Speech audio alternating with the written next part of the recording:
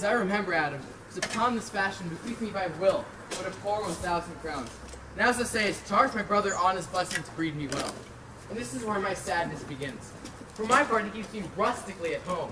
His horse are bred better. He lets me feed with his hinds, bars me the place of a brother. This is it, Adam. I grieve. My father's will was strong within me. He gets to mutiny against the servitude, and I will no longer endure it. Did you know no wise remedy how to avoid it? Yonder comes my master, your brother. Go apart, Adam. See he'll shake me up. Now, sir, what make you here? Nothing, sir. I am taught to make nothing here. What mar you then, sir? Marry, sir, I am taught to mar that which God made, a poor, unworthy brother with idleness. Marry, sir, be better employed and be not a while. Shall I get your hogs, eat husk with them? Know you where you are, sir? Aye, sir, very well, here in your orchard. Know you before whom, sir? Aye, better than him I am before knows me. I know you are my brother, and in gentle condition of life you shall so know me. I have as much of my father in me as you, though I admit you coming before me brings you closer to his reverence. What, boy? Come, elder brother, you're too young in this. Wilt thou lay hands on me, villain? I am no villain. I am the youngest son of Sir Rowland de Boyce. He was my father, and he is thrice a villain against us such begot villains. If you are not my brother, and not take my hands from thy throat till this other bull on thy tongue for saying so, I'll rail on thyself. Sweet masters, be patient, for your fathers remember to feed at poor. Let me go, I say. I will not tell I please. You shall hear me. My father's will is strong within me, and I will no longer endure it. He bade you in his will to give me good education. You have heart, you train me like a peasant, hiding and screaming for me all similarly like qualities. I will no longer endure it. So give me such exercise that I may allow to train myself as a gentleman, or give me the poor lottery left me a testament, so I may come about my own fortunes. And what wilt thou do? Beg when that is spent? Well, sir, get you in. I will not long be troubled with you. You shall have some part of your will. I pray you, leave me. I will no further offend you than becomes me for my own good. Get you with him, you old dog. Is old dog my lord? It's true I bless my teeth in your service. God be with my own master. He never spoke such a word. Is it even so? Seeking you to grow upon me? I will physic your redness, and you give no 1,000 crowns either. Good morrow, your worship. Good Charles, what's the new news at the new court? There is no news at the court, sir, but the old news. That is that the old duke has been banished by his younger brother, the new duke. Where will the old duke live?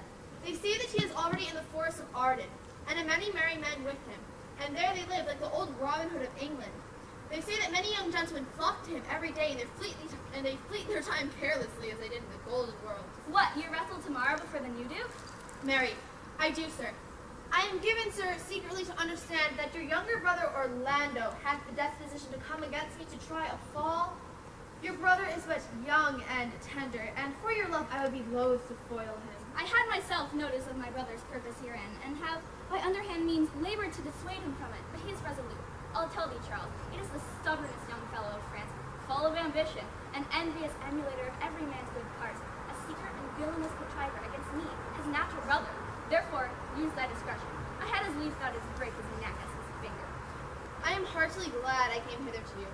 If you do come tomorrow, I will give him his payment. Farewell, good Charles. I hope I shall see an end of him. For my soul, yet I know not why, hates nothing more than he. But it shall not be so long. This wrestler shall clear all.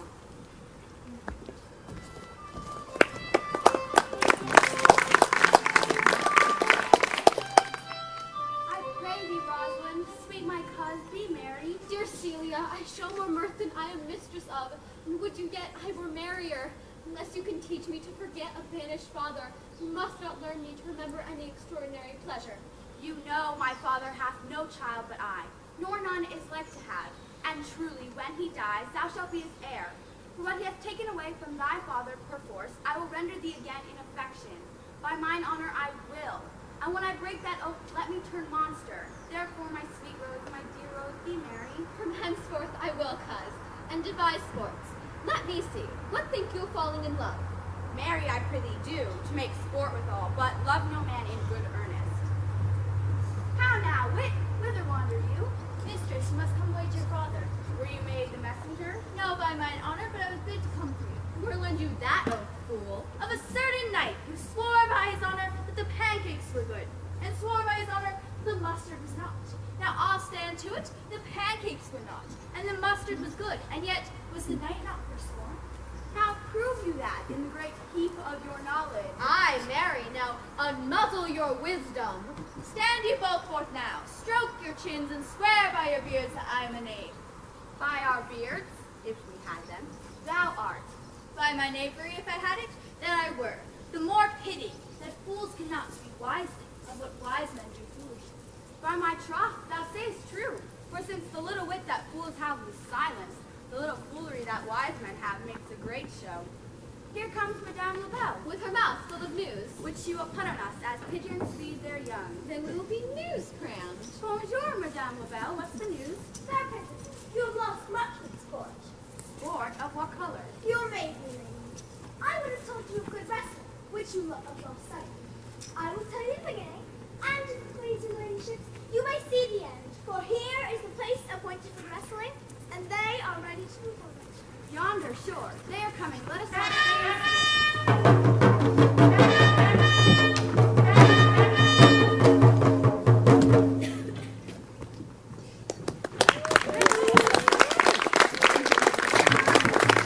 Will not be entreated. His own peril on his boldness. Is yonder the man? Even he, madam. Alas, he is too young. How now, daughter and cousin?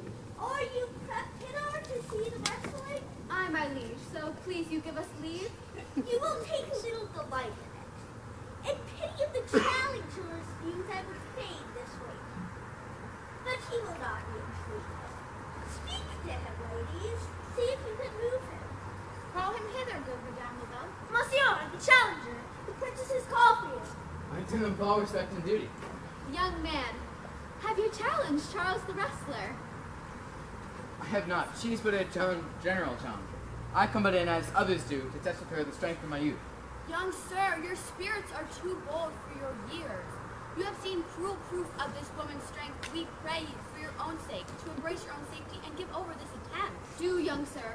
Your reputation shall not therefore be misprized. You will make our suit to the Duke that the wrestling might not go forward. I beseech you, punish me not with your hard thoughts, when I do confess to be much guilty, to deny so fair and excellent ladies anything. But let your fair eyes and gentle wishes come with me to my trial. Or if I be foiled, there's but one shamed who is never gracious. If I be killed, there's but one dead who wishes to be so. I will do my friends no wrong, for I have none to lament me. The world no harm, for in it I have nothing. Only in the world I fill up a place that might be better suited once I have left it empty. The little strength I have, I wouldn't wear with you. And mine to eke out hers. Fare you well. Pray heaven I be deceived in you. Come. Where is this young gallant that is so desirous to lie with his mother earth? Ready. You shall try, but one fall. No, I warrant your grace. You shall not entreat him to a second that have so mightily persuaded him from a first. You mean to mock me after? You should not have mocked me before, but come your ways. Oh, Hercules, be thy speed, young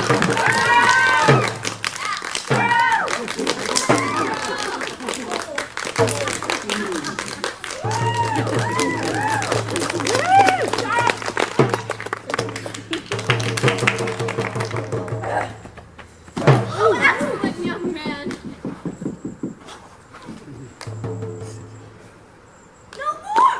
No more! Yes, I beseech you, lord. He cannot speak, my lord. Pray out him away. What is thy name, young man? Philander, my liege, the youngest son of Sir Alan de Bois. I would thou hadst been son to some man else. The world esteems thy father honorable, but I did find him still mine enemy. But fare thee well, thou art a gallant youth. I would thou hadst told me of another love. Were I my father, cuz, would I do this? I'm more proud to be Sir Alan's son, his youngest son, than to be the adopted heir to Frederick. My father loved Sir Rowland as his soul, and all the world was on my father's mind. Had I before known this young man his son, I should have given him tears into entreaties, ere he should thus have ventured. Gentle cousin, let us go thank him and encourage him. My father's rough and envious disposition sticks me at heart. Sir, you have well deserved. If you keep your promises in love, but justly, as you have exceeded all promise, your mistress shall be happy. Gentlemen, wear this for me. Shall you go, cuz? Aye, very well, fair gentlemen. Can I not say thank you? My better parts are all thrown down, and what stands is a quintain, a mere lifeless blob. He calls us back. I'll ask him what he would. Did you call, sir? Sir, you have wrestled well and overthrown more than your enemies. Will you go, cuz? Fare you well, have with you.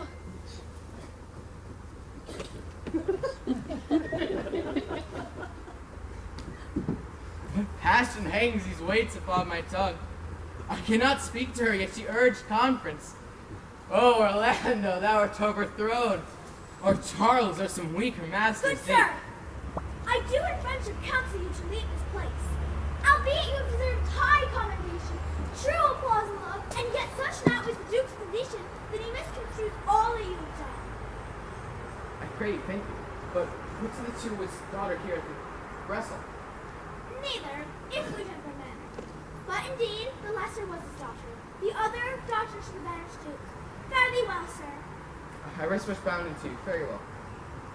And so from the smoke to the smother, from a tyrant duke into a tyrant brother, oh, but heavenly Rosalind!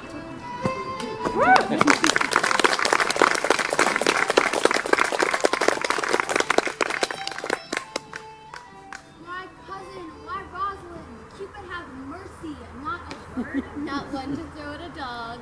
Come, wrestle with thy affection. They take the part of a better wrestler than myself. Oh, a good wish upon you. But turning these jests out of service, let us talk in good earnest. Is it possible, on such a sudden, you should fall into so strong a liking with old Sir Rowland's youngest son? The Duke, my father, loved his father dearly. Doth it therefore ensue that you should love his son dearly? By this kind of chase I should hate him, for my father hated his father dearly. Yet I hate not Orlando. No, Faith, hate him not for my sake. Why should I not? Doth he not deserve well? Let me love him for that. And do you love him because I do? Look, here comes the Duke. With his eyes full of anger. Mistress, the statue with your safest taste and gets from our court. Me, uncle? You, cousin, within these 10 days, if thou beest found so near our public court as 20 miles, thou diest for it. Do beseech your grace, let me the knowledge of my fault bear with me. Never so much as in a thought and mourn did I offend your highness. Thus do all traitors. Let it suffice thee that I trust thee not. Yet your mistrust cannot make me a traitor. Thou art thy father's daughter. There's enough. Dear sovereign, hear me speak. If she be a traitor, why so am I. She is too subtle for thee, and her smoothness, her very silence, and her patience speak to the people, and they pity her. Firm and irrevocable is my doom, which I have passed upon her. She is banished. Pronounce that sentence then on me, my liege. I cannot live out of her company. You are a fool. You, niece, if you outstay the time upon mine honor and in the greatness of my board, you die. Oh, my poor Rosalind, whither wilt thou go? Wilt thou change fathers? I will give thee mine. I charge thee, be not thou more grieved than I am. I have more cause. Thou hast not, cousin. Prithee, be cheerful. Know'st thou not the Duke hath banished me, his daughter? That he hath not. No, hath not. Rosalind lacks then the love which teacheth thee that thou and I am one. Shall we be sundered? Shall we part, sweet girl? No. Let my father seek another heir.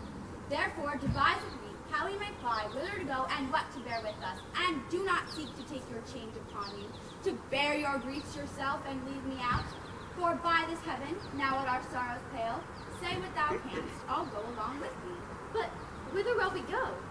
To seek my uncle in the forest of Arden? Alas, what danger will it be to us, maids as we are, to travel forth so far? I'll put myself yourself in mean and poor attire, and with a kind of umber smirch my face. But like to you, so we shall travel along and never stir sailing. Were it not better that I did suit thee, all points, like a man? What shall I call thee when thou art a man? I'll have no worse name than Job's own page, so therefore look you call me Ganymede, but what will you be called? Something that hath a reference to my state. No longer Celia, but Eliana. But cousin, what if he essayed to steal the clouded jewel out of your father's court? Would he not be a comfort to our travels? He'll go along over the wide world with me. Let's away, devise the fittest time and safest way to hide ourselves from the pursuit that will be made after my flight. Now go we in content, to liberty and not to banishment.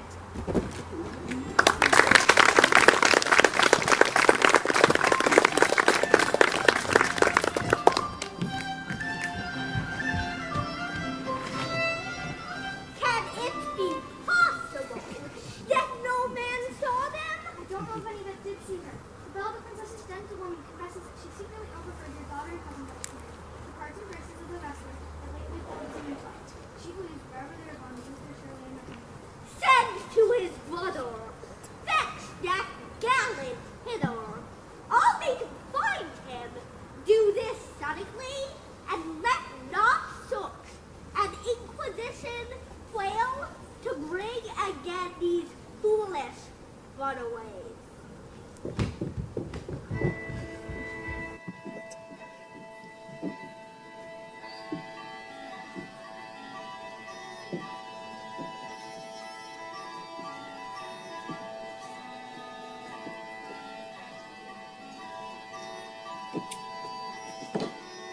Who's there? What, young master? Oh, gentle master. Oh, sweet master. Oh, memory of old Sir Roland. Why, what make you here? Why, no breakfast? Why to be so loving? And wherefore are you gentle, strong, and valiant? Oh, what a world is this, and what is called my end but on him that bears it? Why? What's the matter? Oh, unhappy youth, come now from these doors, within this roof, the enemy of all your graces lives. Your brother now knows better, yet the son, yet not the son. I will not call him son, but he is upon his father, and feared for praises. And this night means to burn the lodging where you used to lie, you in it. Are you prepared a man's boundaries? This is no place, this house is but a butchery. Horrid, fear to not enter it. Why? Must I be begged for my food? Or with a base and boisterous sword? Versus a thievish living on the common road? This I must do, yet know not what to do. This I cannot do how I can. I have 500 pounds. Let me be your servant. No gold and sorrow. Other students are young and no Oh, good old man. How willingly resides the constant service of the antique world? Master, go on. I will follow with you to the last half to the world.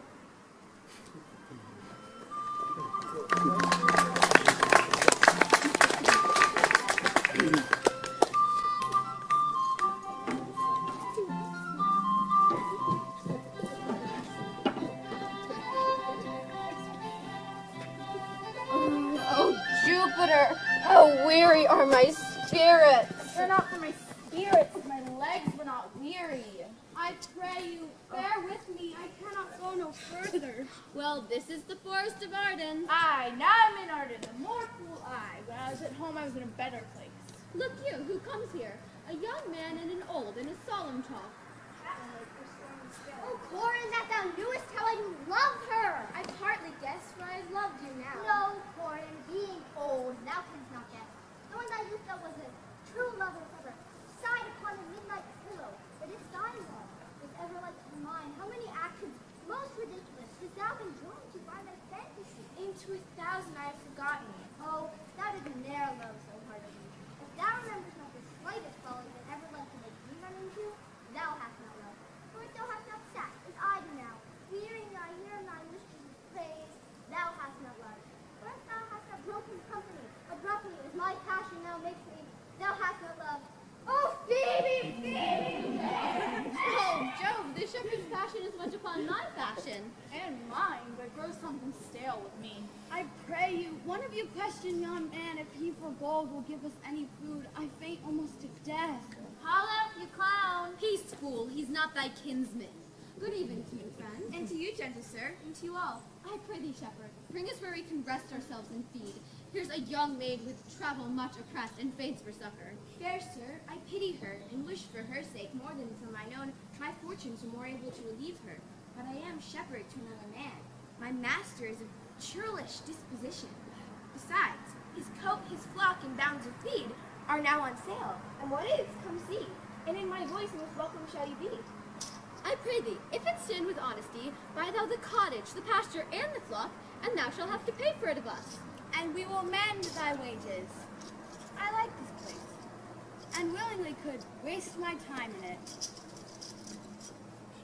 Assuredly the thing is to be sold.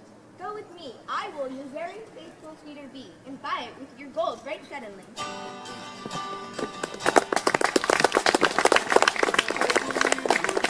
Who loves to lie with me and burn his bread? Now, my comwaiting brothers in exile, hath not old custom made this life more sweet than that of painted pomp? And this our life, exempt from public haunt, finds tongues in trees, books in the running brooks, sermons in stones, and good in everything. Happy is your grace that can translate the stubbornness of fortune into so quiet and so sweet a style. Come, shall we go and kill us venison? Indeed, my lord. The melancholy Jackson agrees with that. Under an oak whose antique roof peeps out, upon the brook that brawls along this wood, 'tis always placed with poor sequestered stag, that from the hundredth aim of tame a hurt, would come to enemy. But what said Jacques? Did he not moralize the spectacle? Oh yes, into thousands of symbols. And did you leave him in this contemplation? We did, my lord, weeping and commenting upon the sobbing deer. Show me the place. I love to cope him in these solemn fits, for then he's full of matter.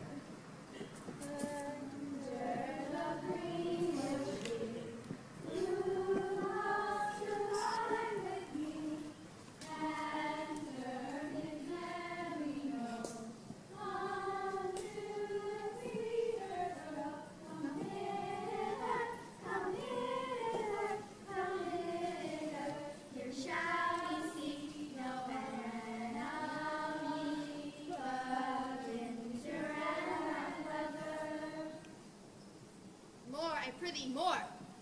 It will make you melancholy, Monsieur. I thank it. More, I prithee, more. I can suck melancholy out of a song as a weasel sucks eggs. My voice is ragged. I know I cannot please you. I do not desire for you to please me. I do desire for you to sing. Here, I'll give you a verse to this note that I wrote yesterday in spite of my invention. And I'll sing it. Thus it goes.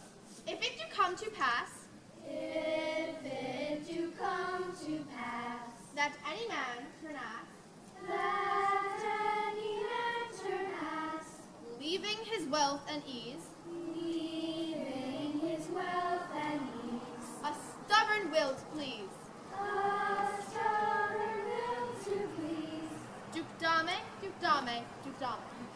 Dame, do dame, do dame, And here shall he see gross fools as he, shall he see gross fools as he, and if he will come to me. and if he will come to me. What's this Duke Dame? It is a Greek invocation to call fools into a circle. I'll go sleep if I can. Oh,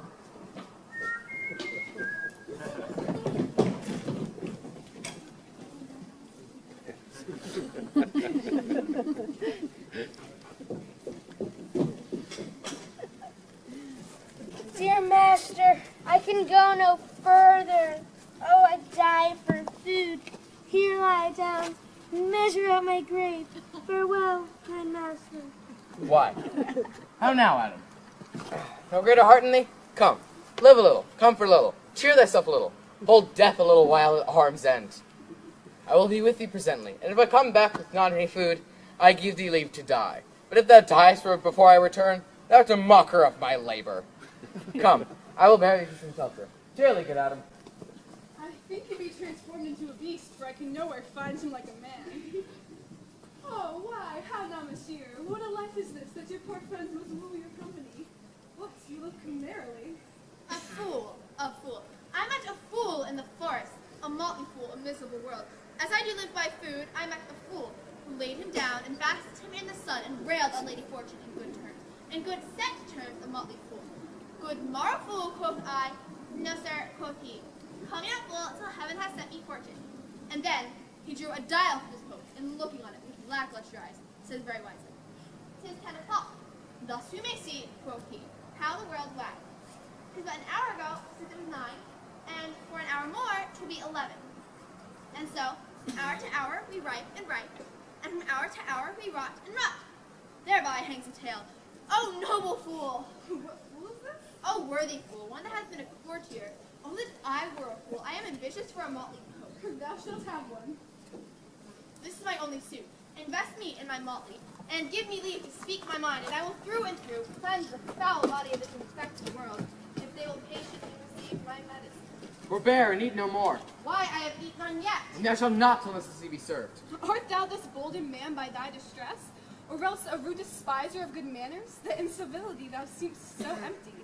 Prepare, I say. He dies just as any of this fruit till I and my affairs are answered. And you will not be answered with reason, I must die. What would you have? Your gentleness shall force more than your force move us to gentleness. I almost died for food, and let me have it. Sit down and feed him. Welcome to our table. Speak you so gently. Pardon me, I pray you, as that all beings have been savage here, put on the contents of stern commandment. But let gentleness my strong enforcement be, which if I blush and hide my sword. And therefore sit you down in gentleness.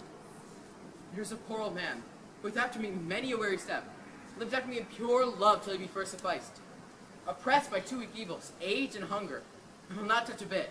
Go find him out, and we will nothing waste for your return. I thank ye, and be blessed in your good comfort. Thou seest we are not all alone and happy. This wide and universal theater presents more woeful pageants than the scene wherein we play. All the world's a stage, and all the men and women merely players. They all have their exits and their entrances, and one man in his time plays many parts, his acts being 7 ages. First, the infant, mewing and puking in the nurse's arms, and then the whining schoolboy, with satchel and shining morning face, creeping like snail unwillingly to school. And now, a lover, sighing like furnace with a woeful bout of maid in his mistress's eyebrow. And now, a soldier, full of strange oaths and bearded like a prod, jealous in honor, sudden and quick and quarrel, seeking the bubble reputation even in the cannon's mouth. And now, a justice, with good round belly and good capered line, full of wise saws and modern instances, eyes severe and beard of formal cut, and so he plays the part. The 6th stage shifts into the lean and slippered pantaloon, with spectacles on nose and pouch on side, his youthful hose well saved, a world too wide for his shrunk shape, his big manly voice turning again towards childish treble, pipes and whistles in his sound. The last scene of all, to end this strange eventful history, is second childishness and mere oblivion. Sans teeth, sans eyes, sans taste, sans everything.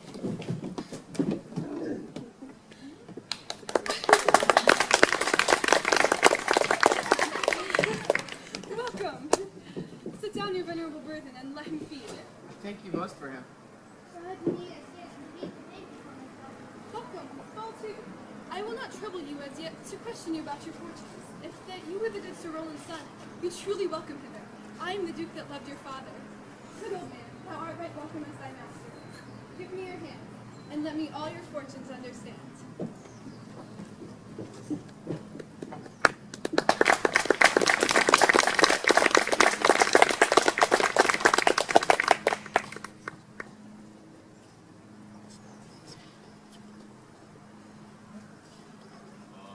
Ba, ba, ba, ba, ba, ba, ba.